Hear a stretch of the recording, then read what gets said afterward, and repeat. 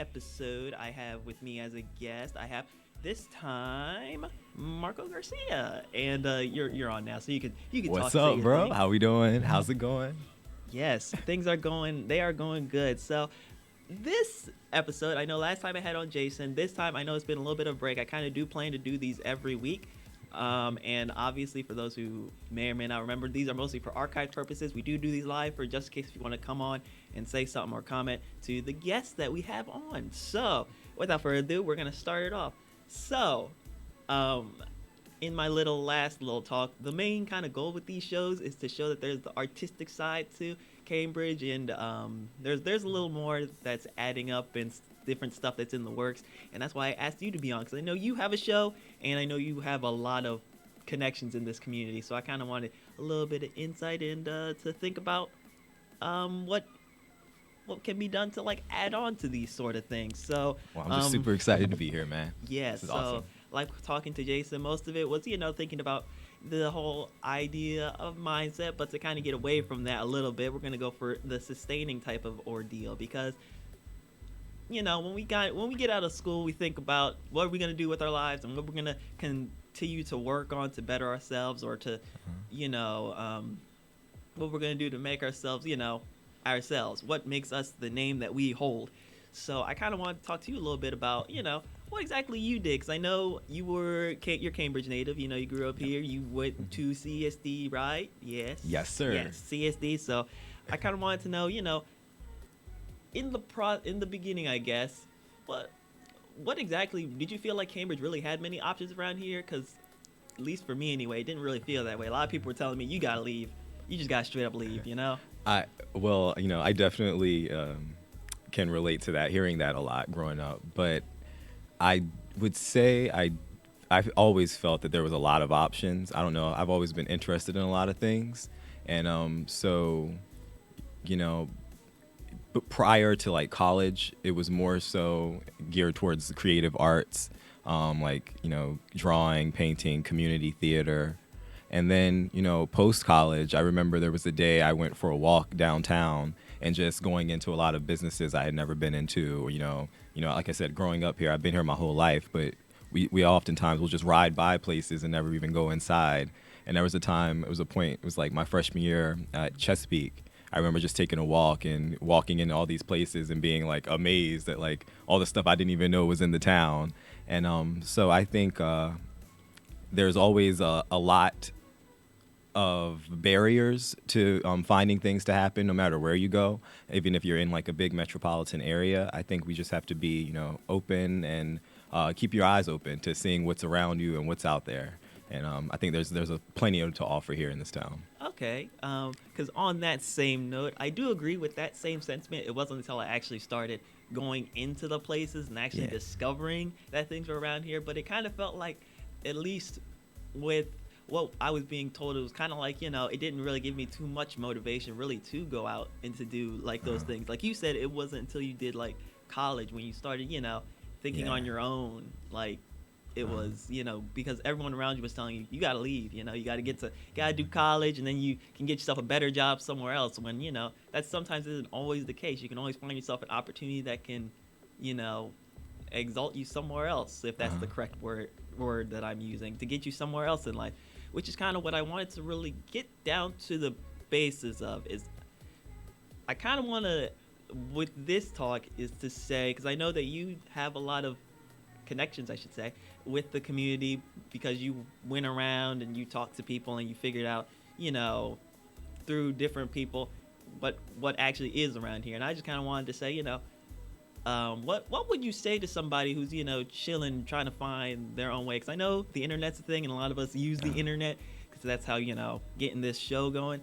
And various other ideas that I have is just kind of looking on the internet. But what would you say to somebody who, after looking on the internet, they want to like look more local to see if they can do it at a local scale to then expand upon? Like, how would you say someone could go about it?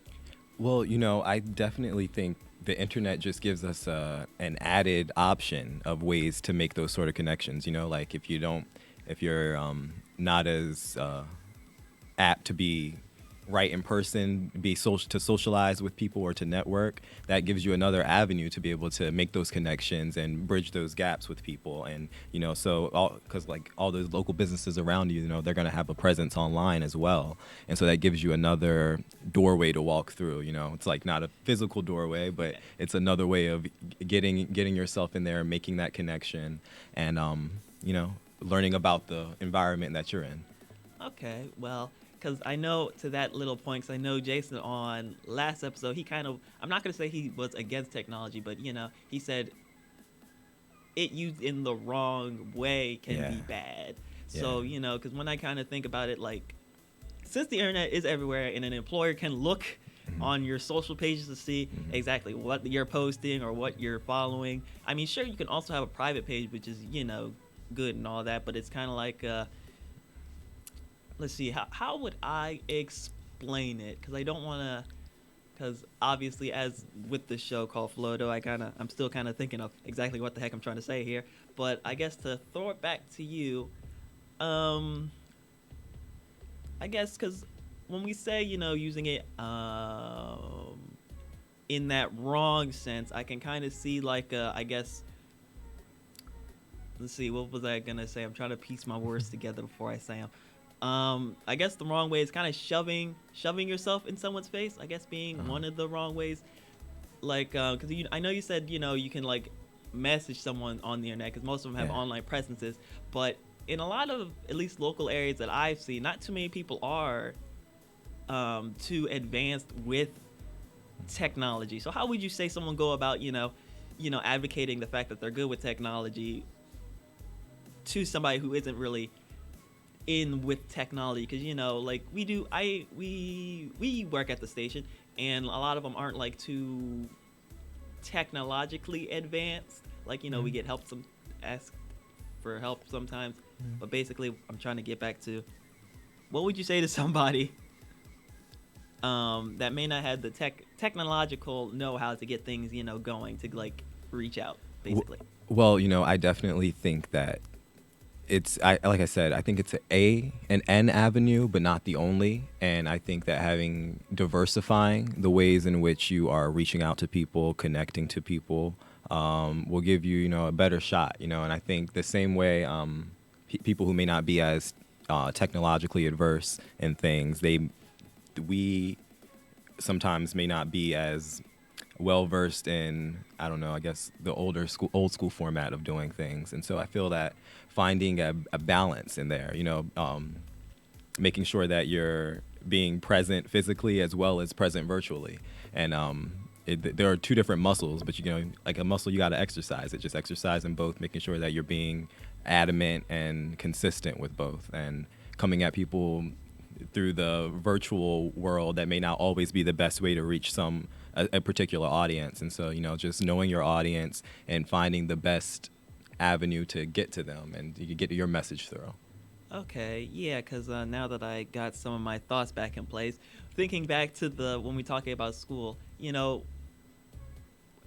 how would you say that it's in that balance when you were in school? Was that balance kind of there, or was it mostly like it was mostly people were saying that people are going to look at your resumes or they're going to want your handwriting or certain things, that the internet is doing that we don't necessarily need to do anymore? Yeah, definitely. I definitely think that stuff is still there. I wouldn't say that you don't need to do it. Yes, There's definitely it's changed, but I feel that there is a lot that can be applied from those things, from knowing how to fill out a resume well. Even if it never actually gets put to use, there's a lot that of information that can be applied elsewhere. So I wouldn't discredit any of that. I would just say that it definitely was leaning more in that direction, during high school. And again, when I was in high school, I graduated 2012, social media wasn't as prevalent in all of our lives as it is today.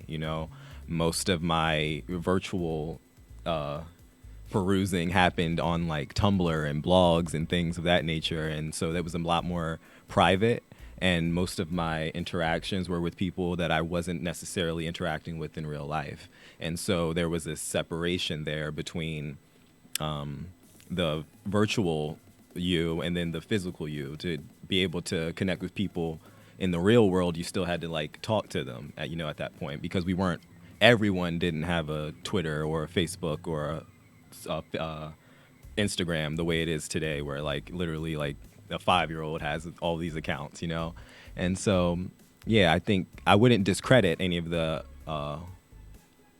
former ways of doing things. I just think adding that in, factoring that in, and then yeah, keeping a little pieces of all of them.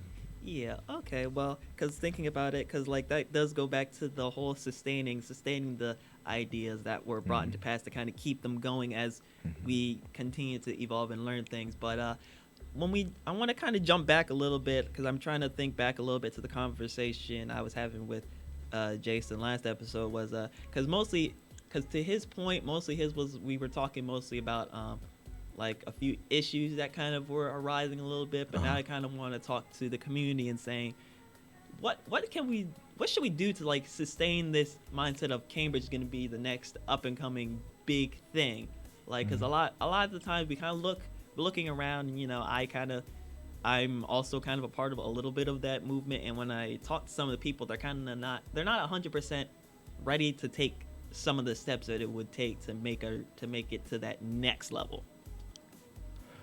Well, I mean, to that point, I try not to look at things externally. I always feel that no matter where you go, even if it's not a role place like this, there will always be people who may not see your vision as clearly as you do. And but just keeping that focus, as long as I think coming from an internal position, knowing that you have a clear focus and you have a clear vision and you're being consistent and clear and communicating your message as effectively as possible, I think that's the best way to combat any of those sort of adversities, because there's nothing you can do about outside opinions. It's just making sure that you are prepared to meet those outside opinions, and those things won't stand as barriers that'll stop you in any way.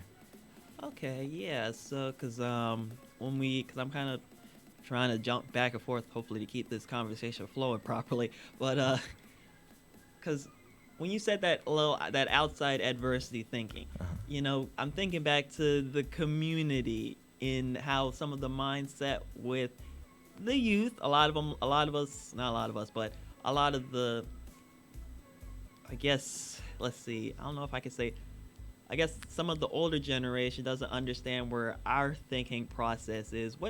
I kind of wanted to make like an event to kind of, do something that can put everyone kind of sort of on like a same page, kind of sort of. But let's see, because where I was gonna go with this, because I guess this being a thing, just trying to get my idea out, because that's the hardest thing right now. Good, man.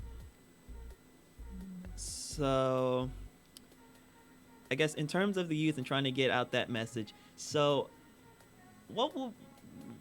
how do you think certain things should go about when we think about the communication to, I guess, the youth in the community nowadays, now that the internet's a thing and a lot of us are like looking at it and just saying, oh, you shouldn't do that, or all this kind of other stuff. What do you think versus just saying no? What do you think is what would be a good different way to kind of like get to the youth other than just saying no? Well, I definitely feel that that's one of those plus sides. That's one of those sides where that the whole social media thing becomes an advantage for us, is that because of the negative fact that we are so enveloped and immersed in our phones, especially the youth, it does give you that clear avenue that we were discussing earlier, a clear path to communicate a message that you may want to get through. And so I think just sharpening that skill, exercising that muscle, that virtual muscle, the same way you gotta exercise talking to people in person, making sure that your virtual presence is up to snuff to be able to effectively get what it is you're trying to communicate through. Because I find that that's a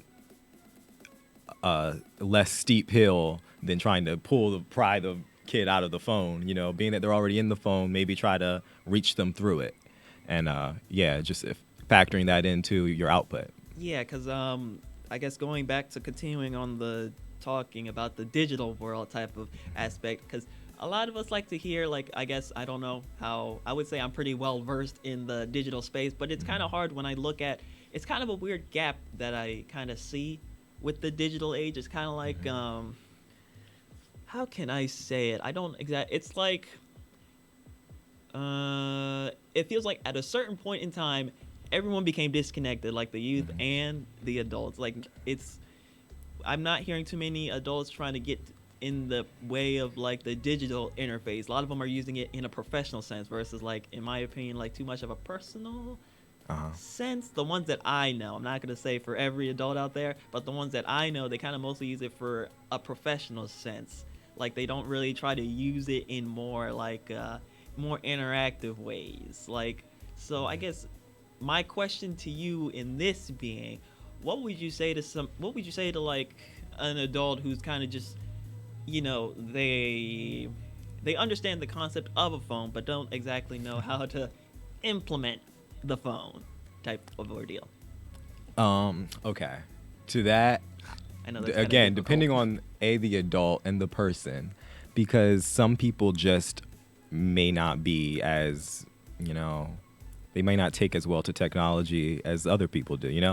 regardless of age. And there may be some older people who are very into, staying up to date on the latest technology, but then there may be others who are more content to not keep up with the latest trends. And I think that's where that having that diversity in the way in the output can play to your advantage. And that's when knowing that there are still people, no matter what the route is, like, we always talk about, like, with music, there's still people listening to vinyl, even though vinyl, it's not what it used to be in, like, maybe the 40s and the 50s, but there's still a market for it. And then it goes up and it goes down, but because someone is still paying attention to that market, there's a company that's making a killing off of selling vinyl even today in 2022. And so I think that keeping yourself diverse enough to be able to reach those people no matter where they might be, even if they are super technologically inclined or not so much, being able to get to all those people rather than to move them to a position that you want them to be in, be able to meet them where they are. And yeah.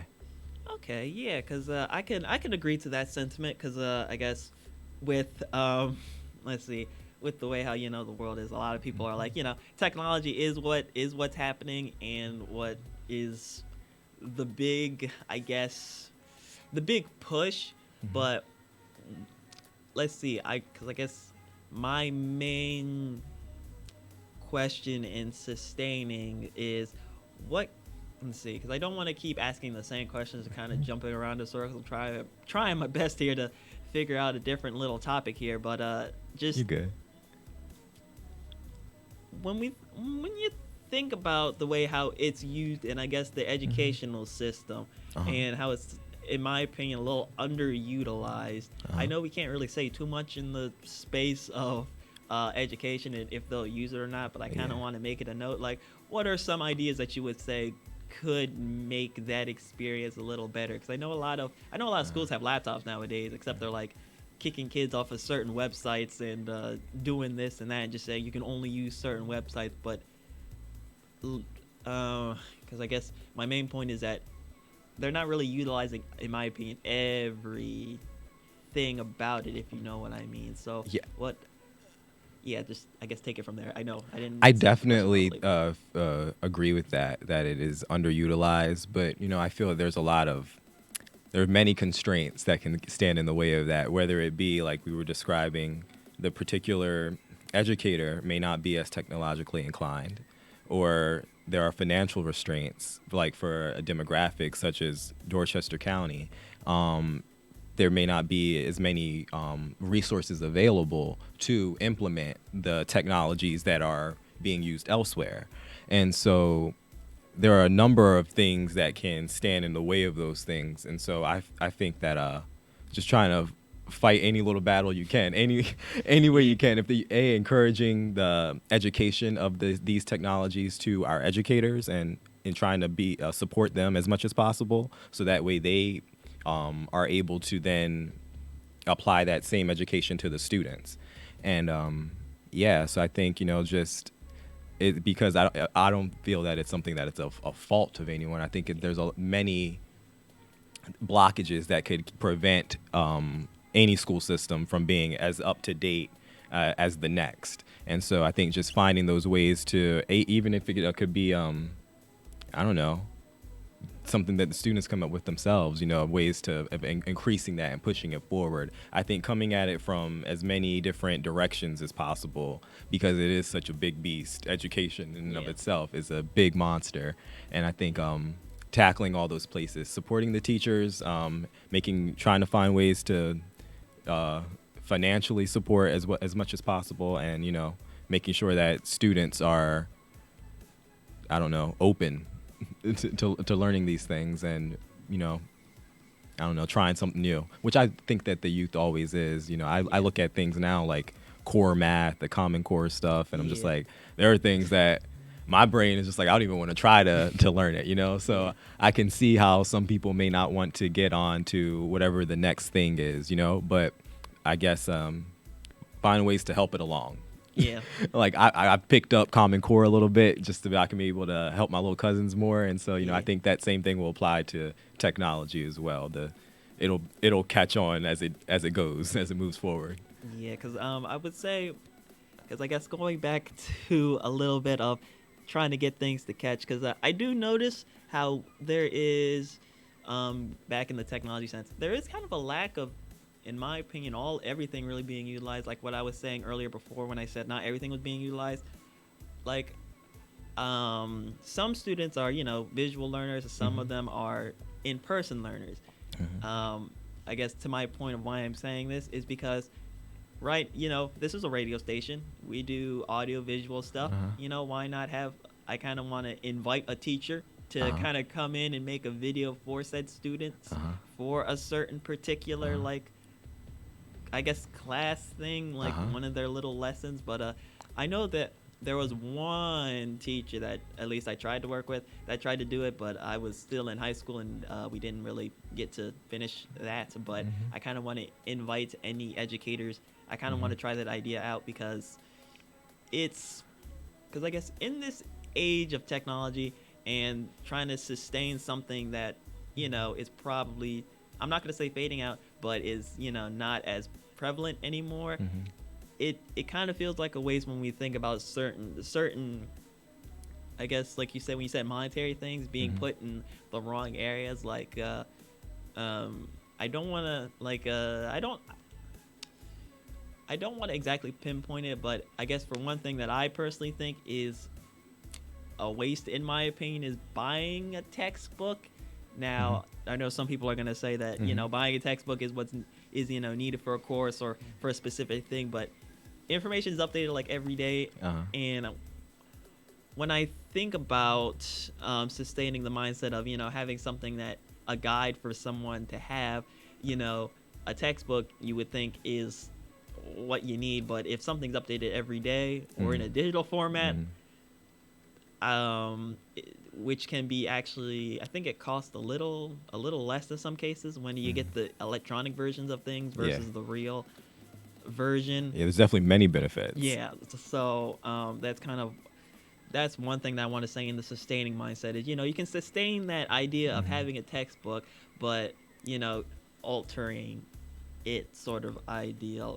Hopefully that didn't jump off too badly, because I'm sitting here still trying to make sure that I'm still on track. But no, I love that. I mean, I know personally, when I was in college, I never bought my textbooks. Not to recommend to anyone else. Yeah.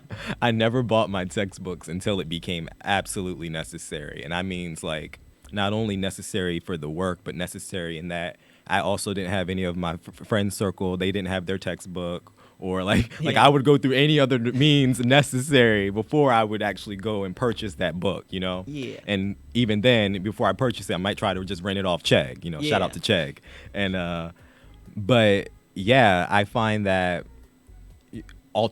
creating alternatives to that, like those databases. Yes. Those are things that are in my post-college life are immensely valuable to me now. I might have taken it for granted while I was there and being forced to use them. But now, when I want to, as an adult, go find research on something that you can't get to anywhere else, things like JSTOR, your Chesapeake Community College, Salisbury University, they have access to databases and files that you can't get anywhere else. And so it's like there are, while I might not be as quick to open up an old textbook, I definitely do find myself revisiting those databases for sure. And so having that digital library of things to access, I think gives you more of a, because not only is it good for the present when you want to go and look up something or research it or apply it to your homework, if that's what you're doing, but it's also, they serve as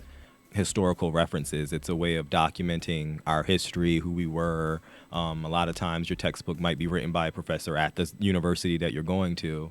And so they serve as time capsules in a way. And so I'm a book nerd. I love books, but I definitely agree that having that digital library is where we're moving to and where we should definitely be apply focus to. And then as we do that, we'll see more and more innovations come into it, like how the databases are even today much more user friendly than when I first started using them, when I was in college.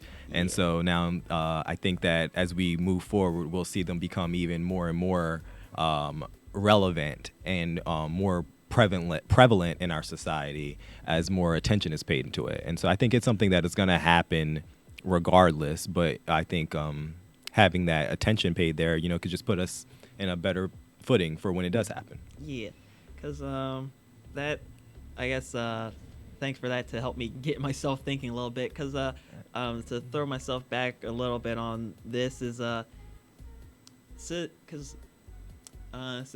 sustaining the idea of having a collection that you can go to for a certain, I guess, project idea. Let me throw myself back a little bit, actually. Just, yes, going digital isn't all bad in some cases, and I guess being to the point that unnecessary expenses and resources also can be an issue, in my opinion, for what some of the what can cost that sustaining mindset of like a smart decision type of ordeal. So to jump off of that, because I do not exactly know what the heck I was trying to go with there, but I guess my main point being expanding.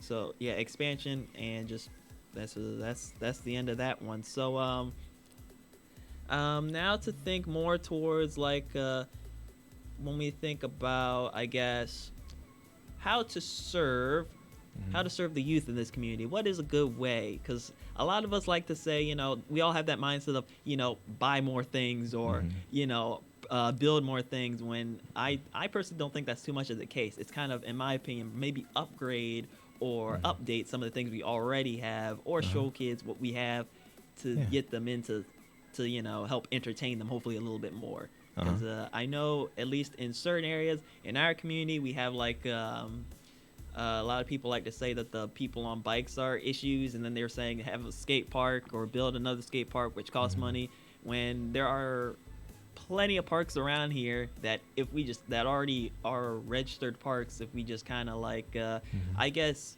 made a community project around maybe one of these things, not exactly get a big corporate type of idea, but like a local small business guy to help out with building some of these things. Because I know that at least the one that I keep hearing from the older crowd, a lot of people were saying the whole skate park idea, like I think I said earlier, when I'm thinking they should probably just upgrade the parks that they already have. What would you say to that exactly? Like would you think that's an idea? Is that a good? I think either would be great. That's something, a skate park is something that when I was a kid, when I was in elementary school, this is something we were asking for. And so to see it happen by any means would be very exciting. I definitely think it would be benefit to the youth. You know, there are so many kids, as there have always been, out here with skating and riding bikes and doing tricks and maybe getting in trouble for it. Yeah. And so I think having a place where that is a safe space and you can, you know, you practice that because it is a craft. It is does Yeah. take skill. You can practice that craft safely. I think there's nothing but a benefit that can come from that. And so to see it happen by in either regard or both, shoot, I mean, Yeah. it would be very, very exciting.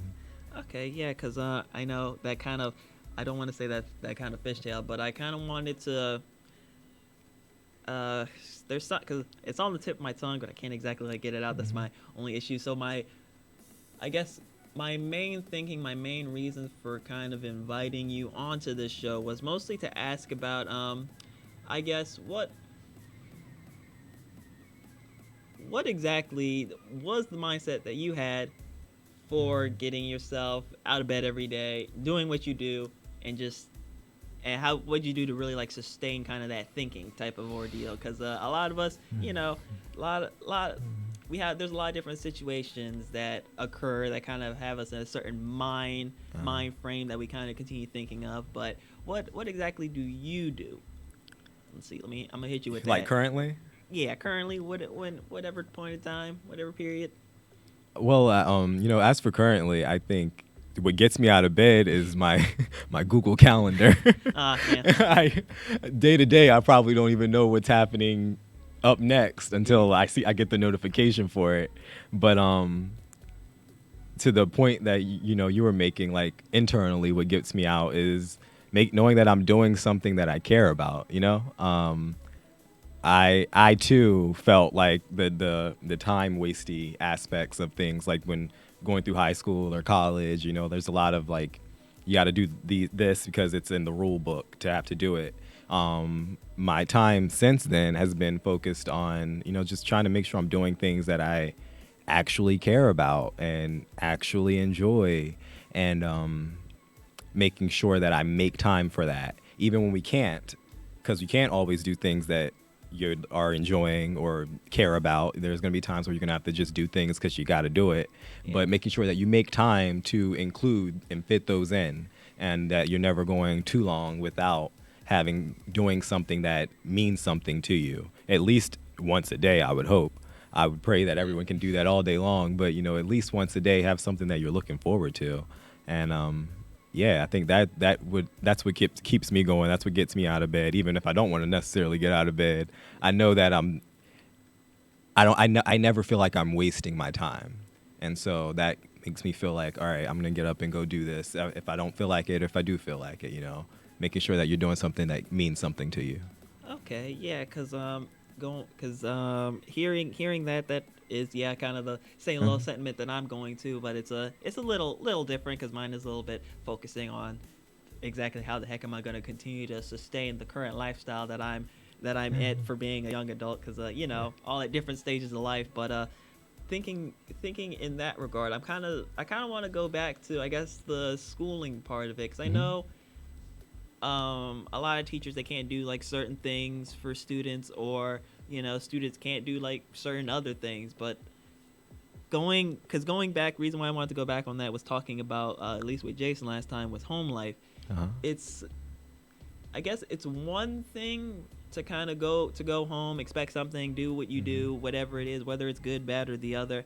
But reason why I want to talk about that was mostly because I guess the school aspect in things, because I know a lot of people, at least a lot of friends that are in the educational field like to continue to say, a few of them like to say that it's very exhausting. What, Scott, college?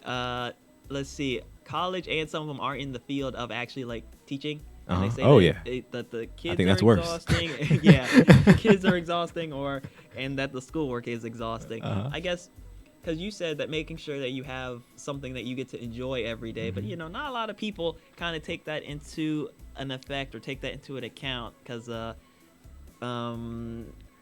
I guess the way that they function, because most of them, you know, they feel like they can't do that, I guess, per se. What would you say to kind of invite, what would you say to somebody who kind of, you know, can't get that wrapped around their heads kind of ordeal?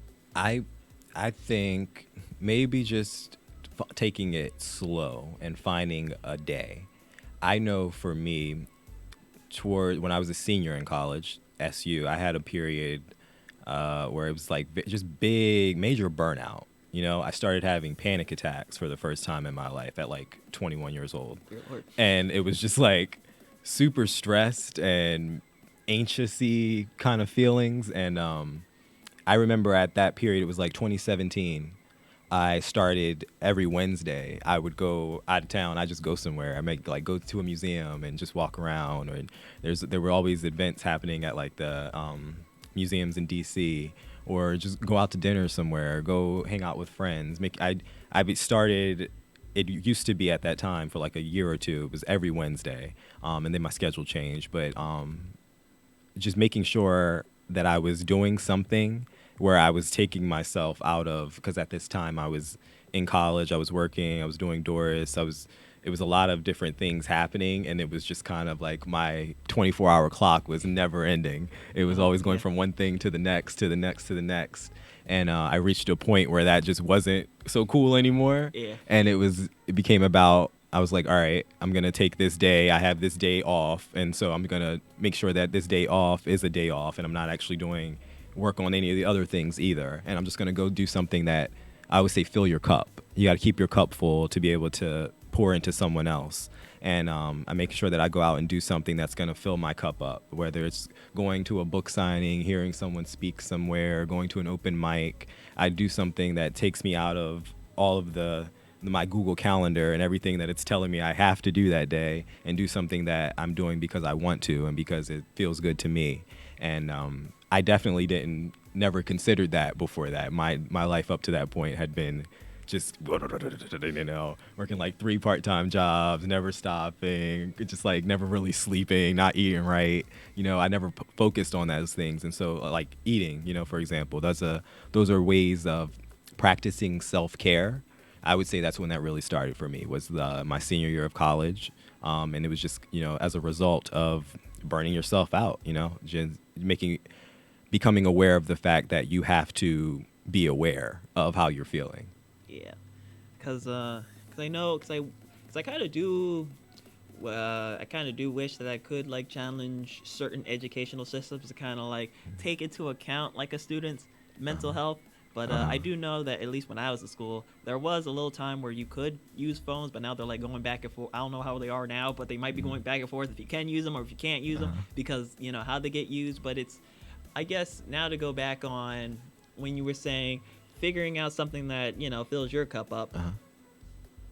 I kind of want to say, instead of like also focusing on the mental health of a student, but doing something, I guess, as an educational system to kind of, I guess it kind of happens already, to do something, you know, for the community type ordeal. Kind of like focus on the kids like strong suits, to do something for a community type of ordeal. I don't exactly know how that would go about. Still thinking on that. You guys can recommend or whatever, but Yeah, I would definitely shout out Chesapeake College, right up the street from us.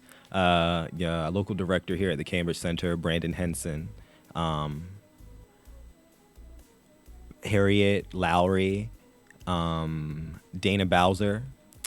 And when I was there at the time, Rory Flood, who's no longer there, but they do a program called Alternative Spring Break. And that is an excellent program. It's in partnership with Habitat Chop Tank. So Habitat for Humanity here in town. There are some local, like, I don't know if you go down Pine Street or High Street, you'll see some houses that Habitat have built. But they do a program where the students go out and they work with Habitat. They work on building these houses. And then you do an alternative spring break, where during spring break you take a week-long trip somewhere. When I was there, we went to like Charlotte, North Carolina, New Orleans. And you go somewhere and you kind of just have that experience working with a community in need, and making yourself of use to them, and being of service. And it was one of the best experiences I had at Chesapeake. And I think that it falls in line with what you were describing, finding ways to take a skill that might not be a STEAM skill like math and science and all that, but taking something that the students do well, whether it be communicating with each other, and being able to because it's not like we were all carpenters or anything, but what we did well was we were able to connect with these families that we were working with. And so, taking that skill and being able to apply that in a way that is not only beneficial to the community, to the students, to the teachers involved, but it's like a symbiotic relationship between all of us, because you get to ride by and feel proud that you worked on something in your community, a house, knowing that you helped a family in your community in need, and then also you're learning skills. I know how to put in firewall, for example. Didn't think I knew how to do that, but so those are those things that are out there that you may not be privy to. Like, I only knew that because I worked at Chesapeake while I was going there too. So I think that those are ways that we can bridge those gaps on both sides, be it the educational system making these things more prominent and readily available, and then also we got to find ways to increase funding for them so that way we can have more of them and more types and more different other things that people want to do. If you don't want to build a house, maybe you want to paint a wall, paint a mural or something. Finding ways to get the students doing something that isn't so, I don't know, up here and is more like out there. Yeah, because I know because when you were talking about also the financing, because I was also thinking that too. I was like, when I think back to it, it's financing and also motivation. Because because you can't just have good opportunities for somebody and then not have a motivated person to take it up. Yeah. Per se, because I guess for small little story, for the station, in order for me to actually find out about it, it was through the high school, but I didn't know it was a teacher that knew that I was really well versed in this whole digital aspect, that told me, you'll probably be good over there. And the reason why I say the story is because I was the only kid to sign up for it. I was the only name on the list. And why I bring that up is because I was the only kid on that thing. It was in the main office. No one else really thought about doing it. I was the only name on it. So I kind of thought about, that's why I was thinking about motivation is were the kids motivated to think, oh, a creative thing that I can do, or was school motivating them mostly for a college lifestyle or a military lifestyle type ordeal? Because that's the reason why I kind of went back to that. Hopefully I'm bringing that all back. Is that, when we think to the days when we were in high school, a lot of them were saying, if you want to be creative, then you got to leave town. You can't be here and do it because there's not too much of a market for it. Which, slowly is starting to become more of a market, or, you look around and it is a market. It's just, it's not out there to be known, I guess. I don't exactly know the word to say about it. So what would you say about that, I guess, in a sense? Is how do you find the motivation to get somebody to find something, I guess, and tell them about it? Because I know you work with a lot of people who get motivated for certain projects. So. Yeah, I mean, I definitely feel that, especially, being at a radio station, working in media, I definitely feel that as the media, you have a responsibility to shine a light on those organizations, people, groups, community members, whoever they may be, that are doing things in the community that are of value, and doing our part to help them reach as broad of an audience as possible, and because it is, as we've said on a lot of these topics, funding can be a big issue. So, a lot of these people, they're doing things and they're taking all of the resources that they have and that are available to them to make it happen, just to make the thing happen. And so I think trying to supplement that in any way we can by boosting that up and sending resources their way is the best way to go about that, increasing that, because there are so many resources like Alternative Spring Break. If we're looking at other age groups, there's Harvesting Hope with Omika Jackson. Yes. There's Worldwide Hope with Gray Jimenez. There's Cabin Fever, working with the very, very young kids, and Boys and Girls Club, working with older kids, middle school, elementary school. I think highlighting all of these different factors and bringing as much of a spotlight as we can to those is the best way for the media to combat that, because there's always going to be, barriers to people. People are living their life. They're not always going to be. Every college student isn't going to be like, what can I do to on alternative spring break that isn't getting drunk? Yeah. Like they're not always going to do that. So I think us as people, if you are in the know about something, tell a friend. That's what I think. Or when you were describing how you found out about that internship, hearing about it through a teacher, just spreading that along, letting them know, like, hey, if you got questions about this media type stuff, ask that teacher. They might have an insight. I think that's advice for every student to take, finding a teacher who you connect well with, who you think could help you, because oftentimes they'll have information that about things that are, and resources that are out there and that are available that you might not be as privy to. And so I think that's a definite tool that other people can use.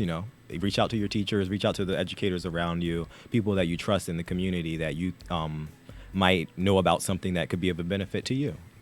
Yeah, okay, because I know, thinking about, because the way that this show was kind of, I guess, started about, reason why it's called Flow is mostly because, just the flow of conversation, Mm-hmm. whether it's a slow start that builds up into something or a good start and slowly dies off. But my main goal, like I said, is mostly to show the creative side of the community, and to really show people that there is more to Cambridge, at least in my circle, when I tell people that there is more to Cambridge. Because like I said, when you were saying in the college world, everyone's living their life. Everyone is in their own little circle, and not everyone really knows or is going to have the time to, research or look into it, which is why I kind of started the show. Is for someone, sure, these are live, but they're also recorded so that you can just send this to somebody, and then I cut them up into clips for if someone needs to exactly know a certain point, if they can't look through the whole show, because that's one of the benefits of social media. Yeah, that's so that's where that virtual becomes a good thing. Yeah, so that's kind of why this was all started. So I guess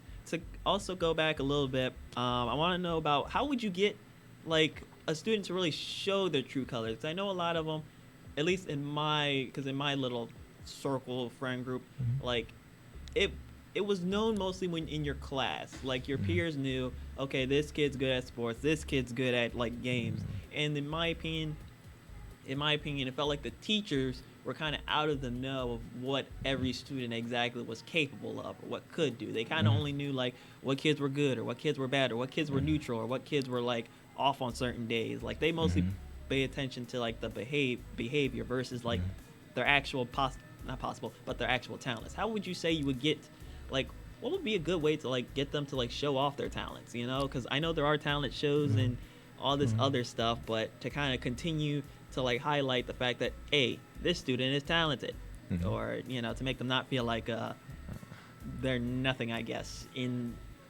I think for that, I would say just increasing the options, making sure that those options are available. A teacher may not, as you say, they're probably not going to know and as intimately what every single student is into or good at. And I don't think we can expect that of them. No. But I think just making sure that there is a attention being paid to other avenues of things, and we have a well-rounded set of options for kids to be able to discover things about themselves. I think that especially at that age, it's more so about self-discovery, and because you might have a skill that you didn't know you were good at. You might have really be into crocheting, and you didn't know it because you never tried it before. And then there's a crochet club, and now you're like, oh, I love this. And I think just there's riches and niches. Getting as super specific. There might be someone in the school who's really into this super, I don't know, finite game or the card game, video game or something that maybe there might not be as many people who even know about it. But just having something that's there available, there will be other people who will fall in, and they'll discover it, and they might come to love it themselves, or maybe they'll discover it and hate it. I think just having that option there is the best way to combat that, and then you'll discover new things about the students because you'll see them doing other things that they wouldn't have been doing otherwise. Yeah, because the reason why I asked that question was mostly because, like you said, that online personality.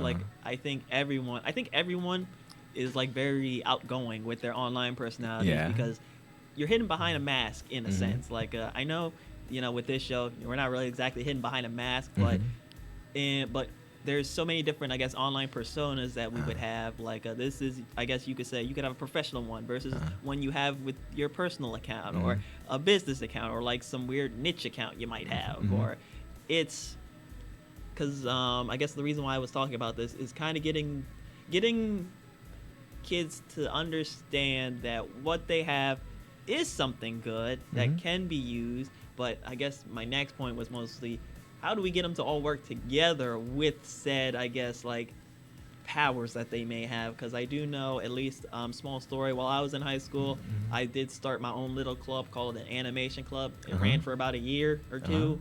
Did all right. I think at max we had about 13 members. That Uh-huh. was like the best we had. That's a lot.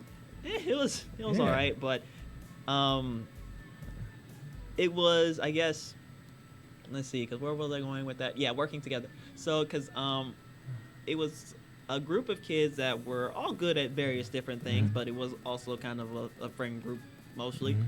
and they all had like different talents. Like I guess one was good at sculpting, one was good at art, one was good with instruments. But I guess, yeah, going back to how what could we do? What do you think could be a good way to kind of get them all to mesh together? Because I know, like in band and theater, like band kids would play some of the songs play the songs versus using an audio track or something. Uh-huh. Or yeah, so I guess like that. How do we get like a really big cooperative type of ordeal going for I guess that general sense, just getting kids to know that it all can make one big thing good, I guess. Well, I don't know if forcing it is the No, best not way, forcing, but I no. definitely think that just having them available, I think it'll happen naturally. I think that having just having the animation club there is that's exciting. We didn't have that when I was in school. So just having that there, that's already cultivating a group of people who are interested in animation, may not have even shared that with any of their friends if that club didn't exist. So just by having that there, even if it's not in existence now, it still has served a purpose. I think that and again, especially at that age, it's a lot of self-discovery. So even if these things don't necessarily stick, I think that it doesn't mean that they aren't useful or aren't being of service to that student. I think that there can be a lot to come from trying a hobby and really sucking at it, and then now that you suck at that thing and you hate, or I really don't like this. I might be good at it, I really don't like it though. I think that there's a lot of value that comes from having that sort of knowledge as well as doing something and falling in love with it. And so I think just having those options available for people to try and fail, that's what I miss the most, if anything, about college. More so college than high school, but about college or the education system is having that space to try and fail. You're just surrounded by other people who are learning and also discovering, and there's just all that creative energy together, and you're able to just give something a shot and give something. Nothing's finite, nothing's gonna be make or break anything. It's like it's a space where you can just try it out. Maybe I want to be a firefighter today, and then maybe I decide that's way too scary for me tomorrow, and it's fine because you're in high school and that's what you're supposed to do.